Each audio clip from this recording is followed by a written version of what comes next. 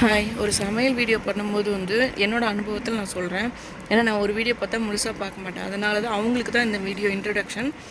நீங்கள் வந்து எதில் கவனமாக இருக்கணும்னா, நான் மஞ்சள்தூள் எதில் போடுறேன், காயப்பொடி எப்படி போடுறேன், பொருட்களை வந்து நல்லா வசக்குங்க. மெயின் டிப்ஸ் அதுதாங்க. அப்புறம் வந்து மஞ்சள் தூள், காயப்பொடி, லெமன் சாதத்துக்குள்ள லெமன் சாறு, இந்த மூணையும் நான் எந்த டைமிங்கில் போடுறேன்றதை நீங்கள் கவனமாக பார்த்துக்கணுங்க. நான் அதை தான் மெயினாக சொல்லிடுவேன்.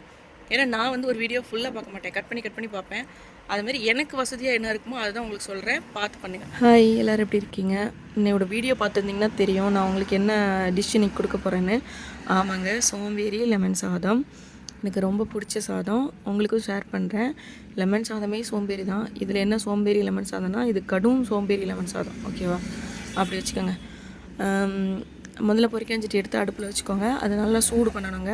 பொரிக்காஞ்சட்டி நல்லா சூடானதுக்கப்புறம் தேங்காய் ஊற்றுங்க. தேங்காய் எதுக்குன்னா வந்து நீங்கள் குழம்பு டேஸ்ட்டே இல்லைனாலும் தேங்காய் ஊற்றி பண்ணிங்கன்னா அது ஒரு டேஸ்ட் தனியாக வந்துடும். அந்த நம்பிக்கையில் தான் சொல்கிறேன், ஊற்றிக்கங்க. அதுக்கப்புறம் வந்து வேர்க்கடலை போடுங்க. வேர்க்கடலை வந்து பொரிச்ச வேர்க்கடலை இல்லை, வறுத்த வேர்க்கடலையாக இருந்தால் கொஞ்சம் நேரம் போட்டால் போதுங்க. எனக்கு இன்றைக்கி கிடைக்கல, அதனால் நான் பச்சை வேர்க்கடலை போட்டிருக்கேன். அதை கூட கொஞ்சம் நேரம் போட்டு வறுக்கணும். அதுக்கப்புறம் வெள்ளை உளுந்து, இது ரெண்டையும் போட்டு நல்லா வறுத்துருங்க. அதாங்க டேஸ்டியாங்க.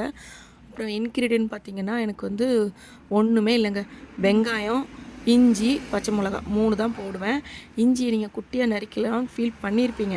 பட் நான் வந்து குட்டியாக நறுக்க மாட்டேங்க, பெருசாக நறுக்குவேன். ஆனால் ஸ்லைஸாக குட்டியாக மெல்லியாக நறுக்குவேன். மெல்லிஸாக பெருசாக நறுக்குவேன். அப்படின்னா அந்த ஃப்ளேவரும் இறங்கிடும், கடிச்சு சாப்பிடவும் ஈஸியாக இருக்கும். குட்டியாக போட்டால் திடீர்னு அவங்களே அறியாமல் கடிச்சிட்டாங்கன்னா அவங்க முகம் சுளிக்கிற மாதிரி ஆயிரும். அதனால் பெருசாக போடுறேன். அப்புறம் மெயின் திங்கு தாங்க. அதெல்லாம் போட்டு நல்லா வசக்குனதுக்கப்புறம் நீங்கள் அடுப்பை ஆஃப் பண்ணிவிட்டு தாங்க அந்த மஞ்சளும் அந்த இதுவும் போடணும். அதுக்கு முன்னாடி போட்டுறாதீங்க. அடுப்பை ஆஃப் பண்ணிவிட்டு உடனே போட்டுருங்க. அதுக்காண்டி அடுப்பை ஆஃப் பண்ணி ரொம்ப நேரம் கழிச்சுலாம் போட வேண்டாம்.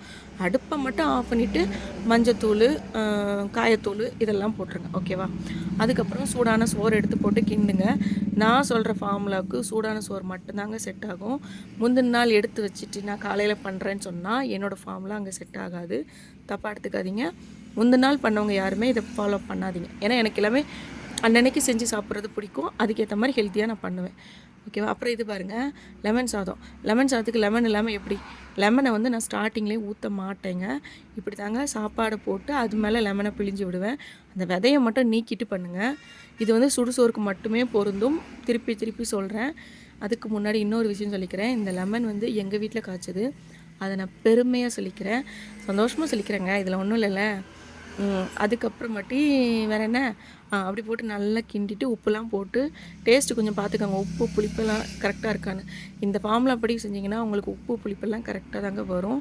இந்த சாறை எடுத்து ஒரு இதில் ஊற்றி அதை வடிகட்டி அப்புறம் ஊற்றி அந்த மாதிரி தலைவலி பிடிச்ச வேலையெல்லாம் நான் பண்ணவே மாட்டேன். ரொம்ப பேருக்கு பண்ணுறதா இருந்தால் நிச்சயமாக அதை பண்ணுவேங்க. அதுக்காண்டி அது சொல்ல மாட்டேன். ஆனால் 2 பேருக்கு பண்ணுறதுக்கெலாம் நான் அதை பண்ணவே மாட்டேன். ரொம்ப சிம்பிளாக அதிலே பிழிஞ்சு விட்டு பண்ணிடுவேன். ஏன்னா அப்போ தாங்க நான் எதுக்கு லெமனு, மஞ்சள், காயெல்லாம் வந்து நீங்கள் அடுப்பை ஆஃப் பண்ணிவிட்டு போடுறேன்னு சொல்கிறேன்னா, நீங்கள் வந்து அதை போடும்போது அந்த ஃப்ளேவர்லாம் அப்படியே நிற்குங்க. நீங்கள் ட்ரை பண்ணி பாருங்கள், அப்படியே நிற்கும், சூப்பராக இருக்கும். அப்புறம் இது வந்து என் பாப்புக்கான டிஃபனுங்க. எல்கேஜி படிக்கிறா. இன்றைக்கி ஆஃபலி எக்ஸாம் முடிஞ்சு அவங்க வந்து ஸ்கூலுக்கு போகிறாங்க.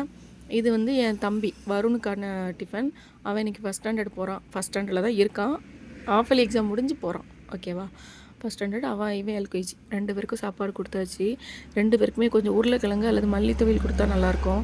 மல்லித்தொவையல் விரும்பி சாப்பிட்றாங்க, அல்டிமேட்டாக இருக்கும். நான் அதை இன்னொரு நாள் சொல்கிறேன். இன்றைக்கி லஞ்ச் இவங்களுக்கு இது தான். பட் நான் என்ன பண்ணுவேன், ஸ்நாக்ஸில் கொஞ்சம் வெரைட்டி கொடுப்பேங்க. ஆப்பிள் அந்த